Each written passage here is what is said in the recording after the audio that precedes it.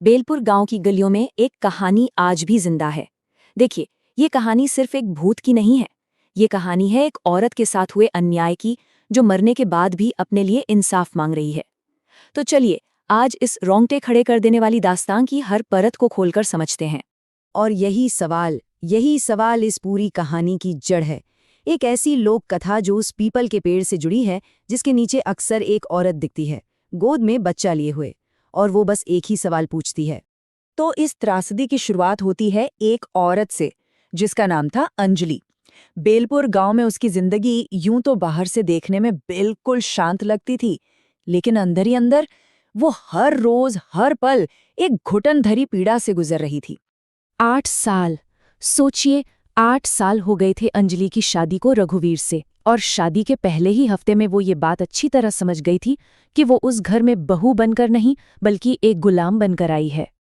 और हमारे समाज में अक्सर होता क्या है, मां न बन पाने का सारा दोष औरत पर मढ़ दिया जाता है। अंजलि के साथ भी बिल्कुल यही हुआ। ये ताने उसकी रोज की हकीकत बन गए थे। लेकिन ये सिर्फ बातों तक ही सीमित नहीं था। नहीं, ये एक पूरा अभियान था, एक सोची समझी साजिश थी उसे तोड़ने की, जिसमें दिमागी और जिस्मानी हर तरह की तकलीफ शामिल थी। इस पूरी पीड़ा के बीच अंजलि के मन में बस एक ही उम्मीद थी, एक हताश आशा कि शायद मां बनना ही उसकी इस नरक से मुक्ति का रास्ता होगा। और फिर सालों के दर्द और इंतजार के बाद कुछ ऐसा हुआ जिसकी उम्मीद शायद खुद अंजलि ने भी छोड़ दी थी। पर उसे क्या पता था कि ये उम्मीद की किरण अपने साथ एक और ज्यादा भयानक तूफान लेकर आने वाली थी। ये शब्द, सोचिए, इन शब्दों ने अंजलि के लिए क्या मायने रखे होंगे। सालों बाद उसके चेहरे पर पहली बार एक सच्ची मुस्कान आई थी, एक विश्वास कि अब उसकी जिंदगी बदल जाएगी। लेकिन देखिए, एक तरफ थी अंजलि की उम्मीद और दूसरी तरफ उसके परिवार की बेरहम हकीकत। उनके लिए वो बस एक वारिस पैदा करने का जरिया थी। उसकी खुशी को उनकी ठंडी और सोची समझी क्रूरता ने एक पल में ही कुचल कर रख दिया। अंजलि को लगा था कि मां बनना उसकी मुक्ति होगी, लेकिन असल में ये उसके लिए एक और बड़ी सजा बन गई। दुर्व्यवहार और लापरवाही पहले से कहीं ज्यादा बढ़ गई, और वो बस किसी तरह जिंदा थी। और अब हम पहुंचते हैं कहानी के उस मोड़ पर, उस चरम पर, जहां ठंडे खाने को लेकर हुई एक मामूली सी बहस एक ऐसे गुनाह की वजह बन जाती है जिसे कभी माफ नहीं किया जा सकता। ये इल्जाम लगाया उसके पति रघुवीर ने। उसकी आंखें लाल थीं और मुंह से शराब की बदबू आ रही थी, और यही अंत की शुरुआत थी। और शायद इस पूरी कहानी का सबसे भयानक पल यही था। सब देखते रहे, लेकिन किसी ने उसे नहीं बचाया। मरते हुए भी उसका आखिरी प्रयास अपने पेट में पल रहे बच्चे को बचाने का था। मतलब उनकी अमानवीयता का इससे बड़ा सबूत और क्या हो सकता है।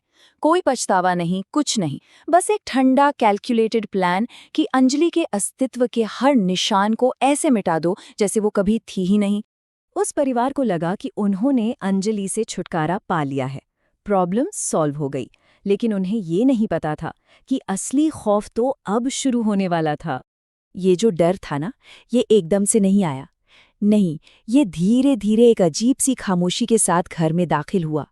इसकी शुरुआत हुई एक ऐसी आवाज से जिसे कोई समझ नहीं पा रहा था, और फिर घर के अंदर का आतंक जैसे फट पड़ा। जल्द ही वो परिवार अपने ही घर में कैदी बन गया। हर रात एक ऐसी मौजूदगी उन्हें सताती जिसे वो महसूस तो कर सकते थे, लेकिन उससे भाग नहीं सकते थे। जिस खामोशी में उन्होंने अंजलि को दफनाया था, उनका अंत भी उसी खामोशी में हुआ। अब कोई ऐसा भी नहीं बचा था जो उनका अंतिम संस्कार तक कर सके।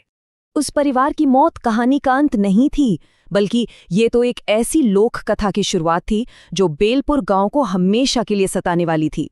जब डरे हुए गांव वालों ने एक तांत्रिक को बुलाया, तो उसने जो बताया वो और भी डरावना था कि वो किसी साधारण भूत से नहीं, बल्कि एक मां की शक्तिशाली आत्मा से निपट रहे हैं, जिसके साथ बहुत बड़ा अन्याय हुआ था।